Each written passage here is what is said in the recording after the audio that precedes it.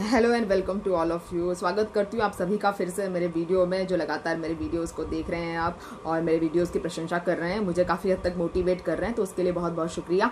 अब मैं आपको बताऊंगी कि इतनी गर्मा गर्म आजकल खबरें नहीं चल रही है, लेकिन मैं आपको एक पूरा मॉड्यूल बताऊंगी कि किस तरह से जो है बीजेपी सरकार जो है एक ऑर्गेनाइज्ड करप्शन पे विश्वास रखती है। ऑर्गेनाइज करप्शन, जी हाँ।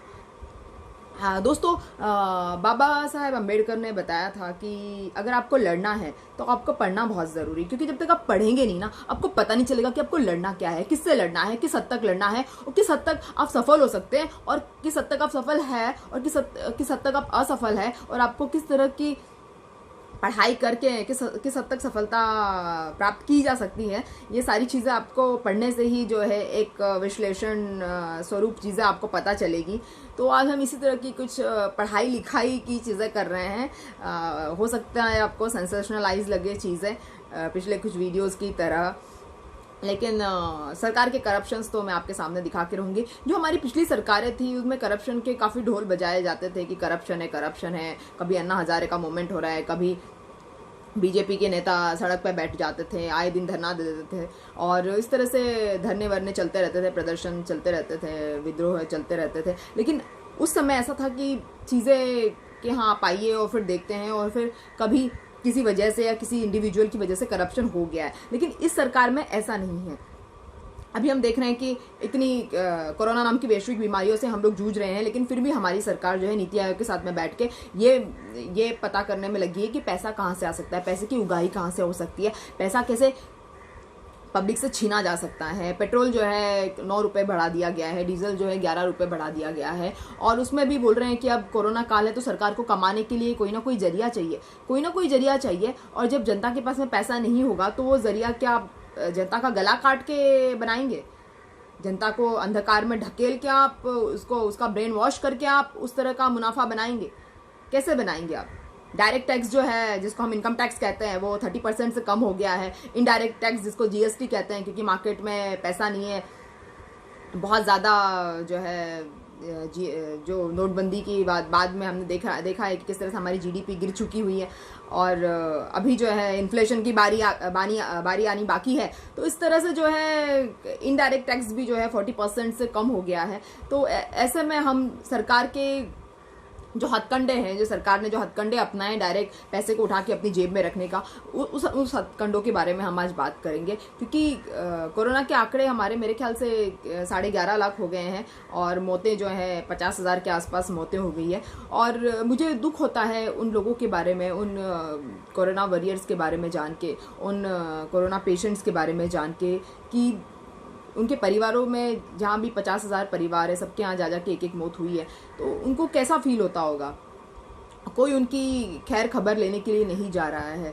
सेना में जवान मर गए, कोई इसकी खैर खबर लेने के लिए नहीं जा रहा है। बजाय उसके हमारी सरकार जो है विकास दुबे पे हमारा ध्यान केंद्रित करती है ना, प्राइवेटाइजेशन पे हमारा ध्यान केंद्रित किया जाता है। उसके बाद में बचा कुचा राम मंदिर बनाने के लिए 5 अगस्त को जो है उसका भूमि पूजन होगा, उस पर हमारा ध्यान लाया जाता है। और तो और ट्विटर पे जो है विपक्ष के साथ में जम के जो है शेर और शायरिया होती है और काफ़ी बड़े बड़े जो है भाषणबाजी होती है। तो आपको समझना पड़ेगा कि जो चीज़ें आपके सामने दिखाया जा रहा है, जो लोकतंत्र के चौथे स्तंभ का नाजायज़ फ़ायदा आप लोगों से लिया जा रहा है और नाजायज़ फ़ायदा जो है सरकार जो है आप लोगों से उठा रही है, उसके बारे में आपको जानना पड़ेगा। क्योंकि लोकतंत्र का चौथा स्तंभ जो है कोई भी असलियत बताने को तैयार नहीं रहेगा, क्योंकि कहीं ना कहीं उनको एक मोटे चेक का इंतज़ार होता है और मोटे चेक का इंतज़ार होने की वजह से वो आपको वो चीज़ें नहीं बताएंगे जो एक्चुअली आप जानने के हकदार है। और लोकतंत्र में हर इंसान को सच्चाई और सरकार की बुराई जानने का अधिकार है। एक अंग्रेजी में कहावत है कि all that glitters is not gold. किसी महान फिलोसोफर ने ये कहा होगा, या जैसा दिखता है वैसा होता नहीं है। हाथी के दांत खाने के कुछ और दिखाने के कुछ, इस तरह से हिंदी में भी कहावत काफ़ी मशहूर है। उसी तरह से हमारी सरकार जो है सामने तो बहुत बड़ी बड़ी बातें कर रही है, बहुत बड़ी बड़ी बातें दिखा रही है।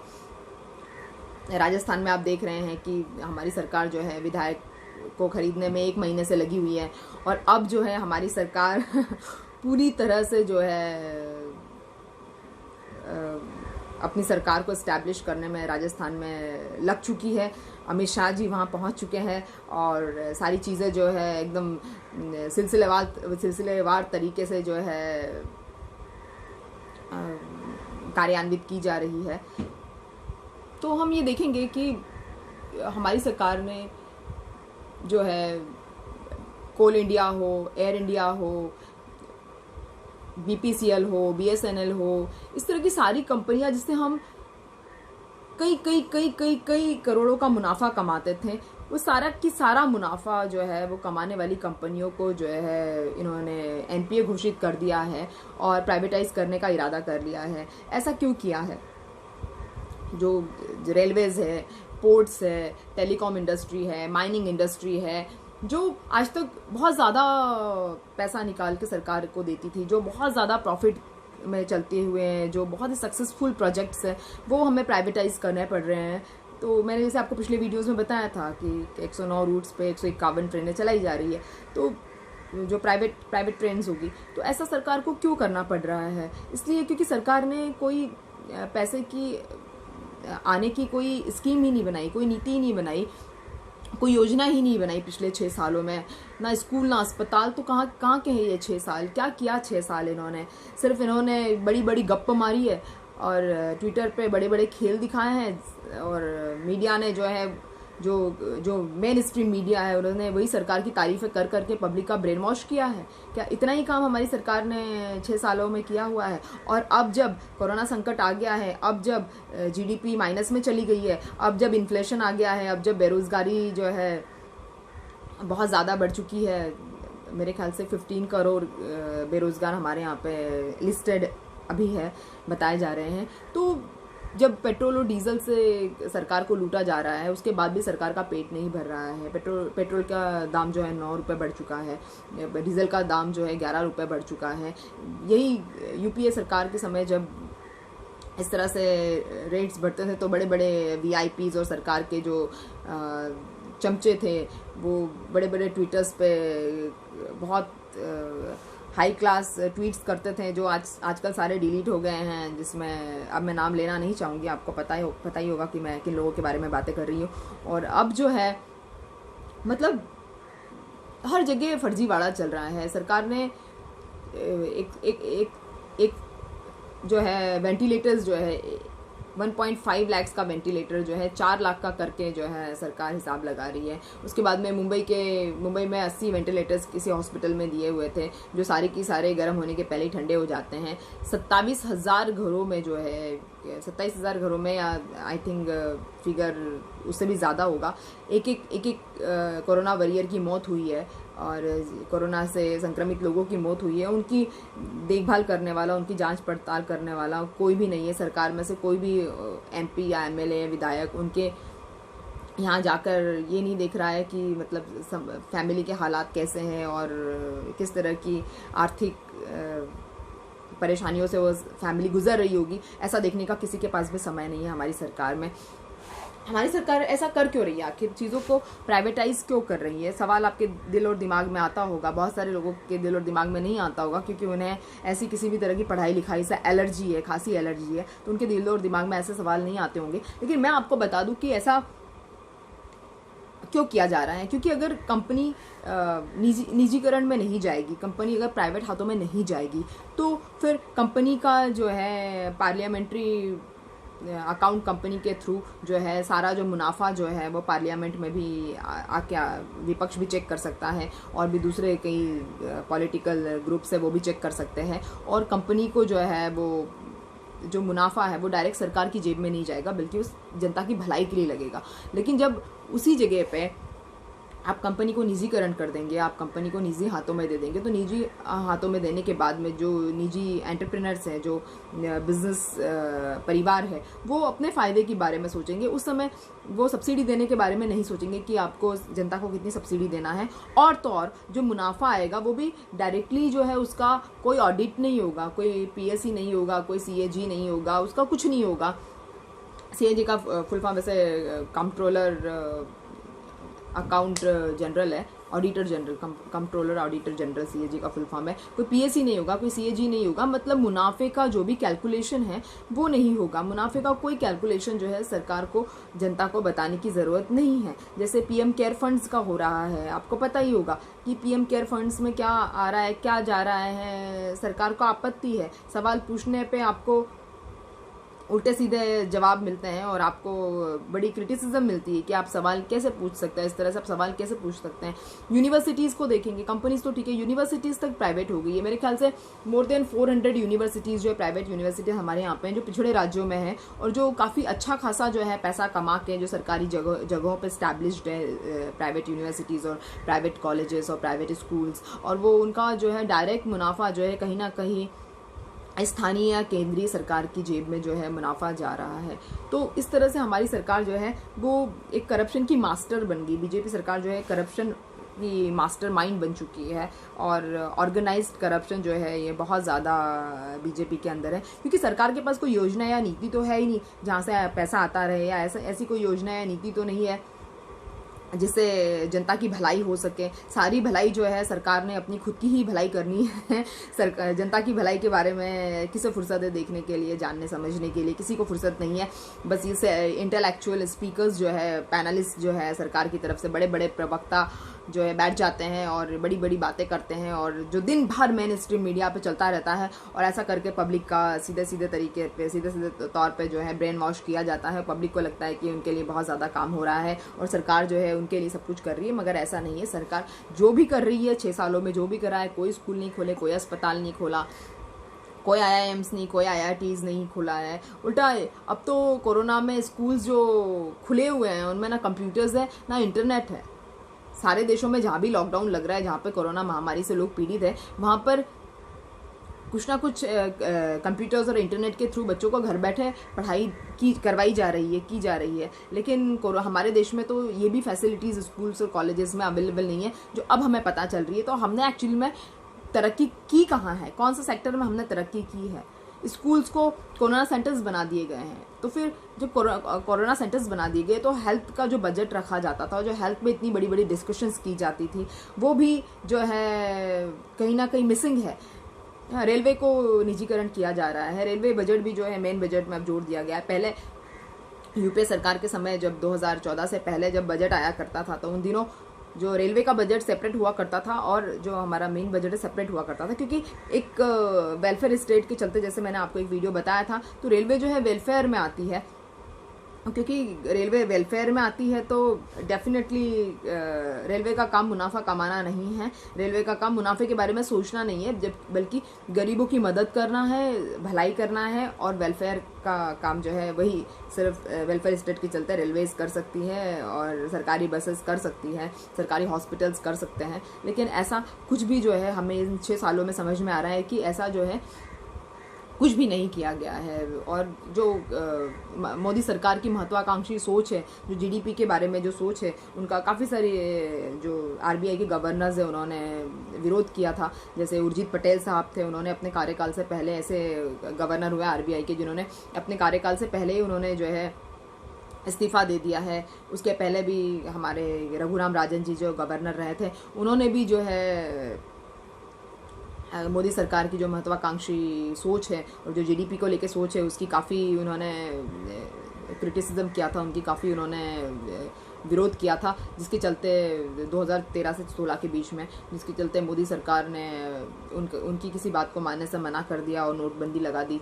उन्होंने ये भी कहा था कि आप जो है चाइना की बराबरी मत कीजिए और चाइना की चमचागिरी मत कीजिए, क्रोनी कैपिटलिज्म से स्पर्धा नष्ट हो जाती है। इस तरह से उन्होंने काफ़ी चीज़ें जो है मोदी सरकार को बताई थी। लेकिन मोदी सरकार जो है इनमें से किसी भी चीज़ को मानने समझने के लिए रेडी नहीं है और मोदी सरकार अपने ही मंत्रास पे चल रही है, अपनी सोच पे चल रही है। उनको किसी भी एक्सपर्ट एडवाइस से या किसी भी विपक्ष की आइडियोलॉजी से कोई लेना देना कहीं से कहीं तक नहीं है, जिसकी हम डेफिनेटली पूरी तौर पे जिसकी हम विरोध कर सकते हैं, जिसकी आलोचना हम पूरी तरीके से कर सकते हैं। एक जनता के नाते और जनता के अधिकारों के नाते हम पूरी तरह से उसकी आलोचना कर सकते हैं, जो कि हमें अधिकार भी है। क्योंकि अगर हमारी यूनिवर्सिटीज़, हमारे स्कूल्स, हमारे कॉलेजेस हमारे एयरपोर्ट्स, हमारे टेलीकॉम इंडस्ट्री, हमारी माइनिंग इंडस्ट्री, हमारे सारे के सारे जो भी एयरपोर्ट्स है, सारे अगर प्राइवेटाइज्ड हो जाएंगे तो फिर हमारी भलाई का काम करेगा कौन?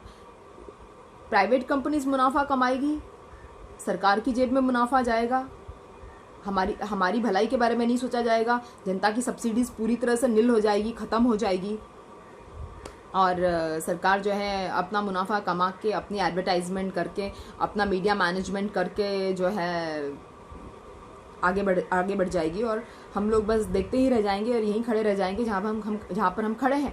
और हमें ऐसा लगता है कि हमने बहुत जो है तरक्की कर ली है, मगर हमारी जो तरक्की है 6 साल के बाद में, अगर कोरोना नहीं आया होता तो हमें नहीं पता चलता कि एक्चुअल में हमने क्या तरक्की की है। और हम इस तरह की चीज़ों को तरक्की कैसे बोल सकते हैं जिसमें सिर्फ और सिर्फ मुनाफा सरकार की ही जेब में जा रहे हैं, पैसे की उगाही सरकार ही कर रही है, सारे मुनाफे सरकार को कैसे मिल सकते हैं? जनता की सब्सिडी कहाँ गई? जनता की भलाई कहाँ गई? वेलफेयर स्टेट की संकल्पना कहाँ गई? ये हमको समझने की ज़रूरत है, ये हमको जानने की ज़रूरत है। मीडिया तो पूरी तरह से चाटुकार है। अब देखिए अर्नब गोस्वामी जो इतनी बकबक करता है, पूछता है भारत पूछता है, भारत पूछता है, भारत क्यों नहीं पूछता है?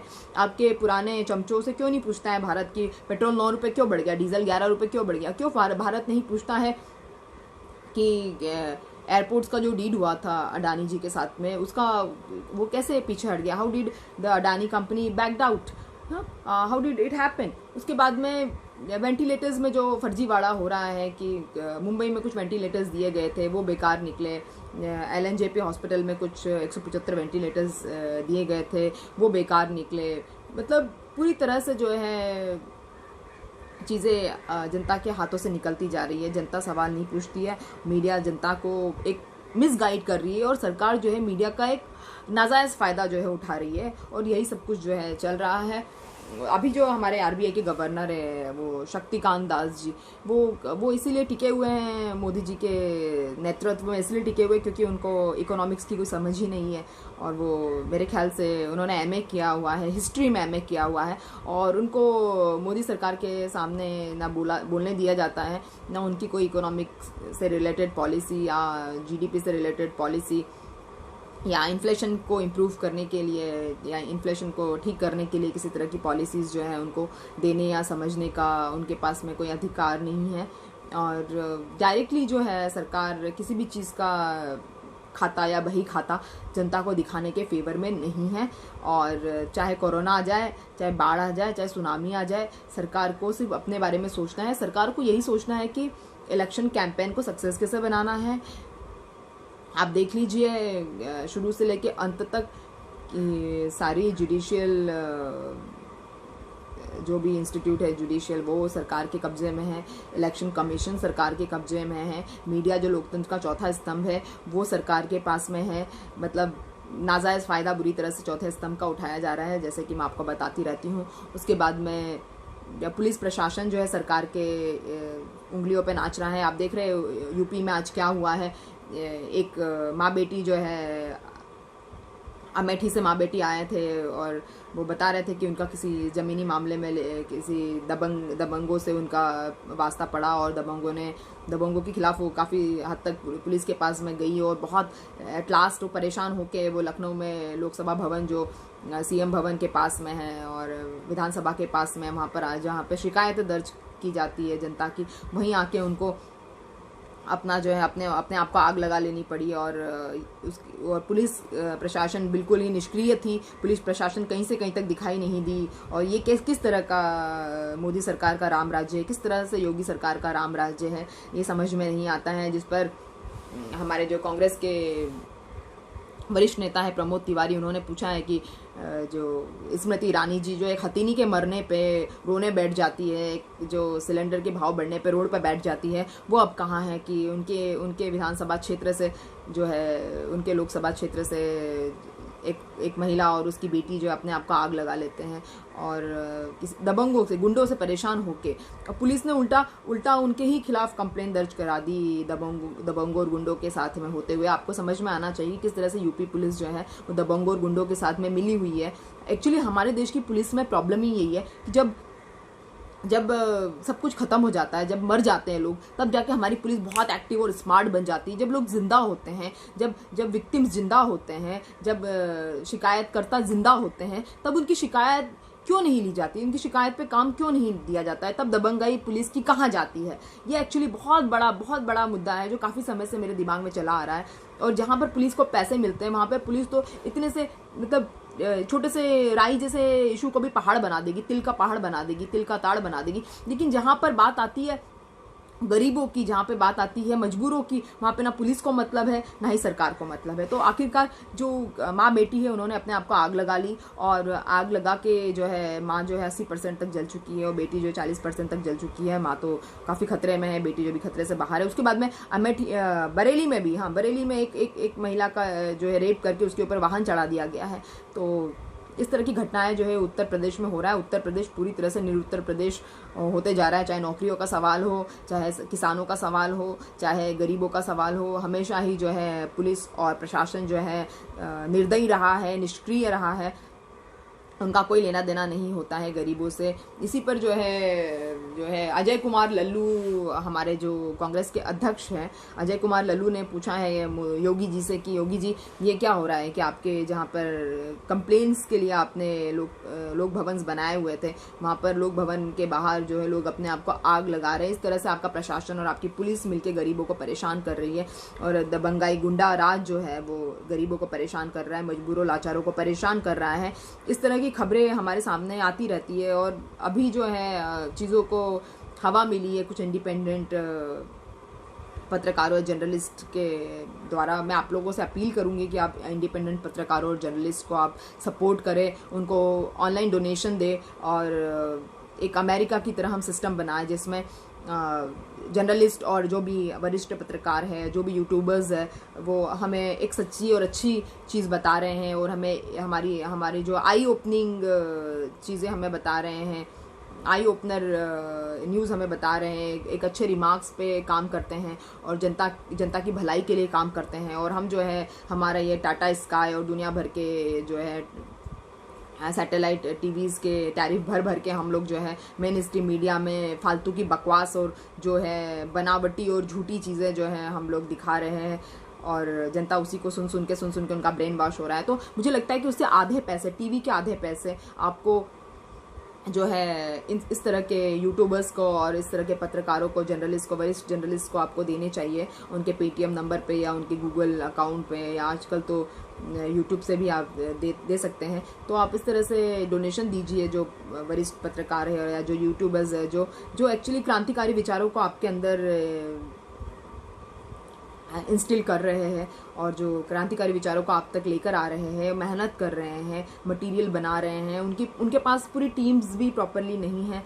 तो इस तरह से मैं कोशिश करूंगी कि मैं भी डोनेशन करूंगी, और करती रहती हूँ आए दिन। तो आप लोग भी इस तरह से डोनेशन कीजिए इंडिपेंडेंट मीडिया को, और मेन स्ट्रीम मीडिया से बचिए, जितना हो सके उतना बचिए। क्योंकि मुझे लगता है कि सरकार, मीडिया, पुलिस जो है, मैंने जैसे बताया सारे ही डिपार्टमेंट जो है लगभग सरकारी डिपार्टमेंट हो गए, चाहे प्रशासन हो, चाहे जुडिशियल हो, चाहे पुलिस हो, चाहे इलेक्शन कमीशन हो, चाहे सीबीआई हो, सारे ही सरकार के हिसाब से काम करने वाले डिपार्टमेंट्स बन चुके हैं। तो इसी के चलते मैं आप लोगों से अपील करना चाहूँगी कि आप कृपया करके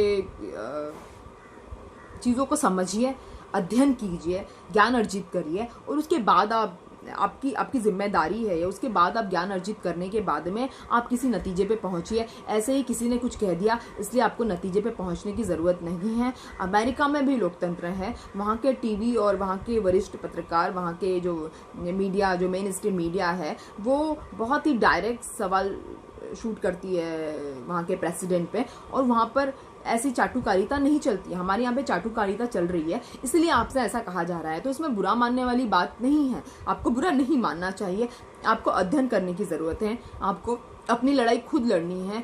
सरकार ने आपको कह दिया है कि आपको आत्मनिर्भर बनने की ज़रूरत है। आत्मनिर्भर आप कैसे बनेंगे जब आपको ज्ञान ही नहीं होगा, जब आपके पास में सच्चाई का आभास ही नहीं होगा, जब आपके पास में क्रांतिकारी सोच ही नहीं होगी। तो बताइए आप आत्मनिर्भर कैसे बनेंगे? आप आत्मनिर्भरता की बातें करने से या आत्मनिर्भरता शब्द को बोल लेने से कि आप आत्मनिर्भर शब्द बोल पाते हैं? क्या आप आत्मनिर्भर बन सकते हैं? बिल्कुल नहीं बन सकते। आत्मनिर्भर बनने के लिए आपको बहुत ज़्यादा जो है अच्छी खबरों से रूबरू होने की ज़रूरत है, आपको क्रांतिकारी विचारों से रूबरू होने की ज़रूरत है, आपको 4 तरह के नए विचार सोचने और समझने की ज़रूरत है। और जो मुझे लगता है कि उसमें आपका थोड़ा टाइम आपको दिन भर में देना चाहिए और थोड़ा सा टाइम आपको दिन भर में निकालने की ज़रूरत है।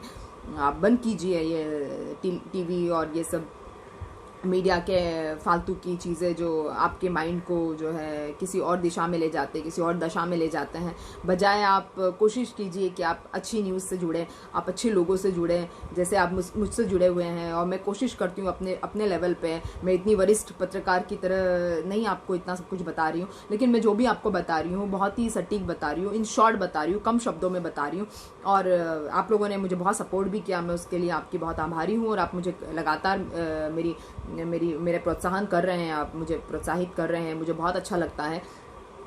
तो मेरी आप लोगों से यही चेतावनी है कि आप जो है ये मीडिया के चेले चमचे जो ट्वीट करते हैं इनसे भी बचिए आप, क्योंकि ट्विटर पे भी आप लोगों का ब्रेन वॉश किया जा रहा है। आपको ज़बरदस्ती बताया जा रहा है कि ऐसा ऐसा है, ऐसा ऐसा है। मोदी जी वहाँ लेह लद्दाख पहुँच गए हैं विदाउट एक्लेमेटाइजेशन के, वो पहुँच गए और वो यहाँ पहुँच गए। मोदी जी अकेले नहीं गए हैं वहाँ पर लेह लद्दाख में सैनिकों से मिलने के लिए। इससे पहले जॉर्ज फर्नांडिस भी जा चुके हैं, इसके पहले मनमोहन सिंह भी जा चुके हैं, इंदिरा गांधी जी भी जाया करती थी। तो ऐसा कुछ भी बहुत नया या बड़ा नहीं है, आपको थोड़ा हिस्ट्री को समझने की ज़रूरत है।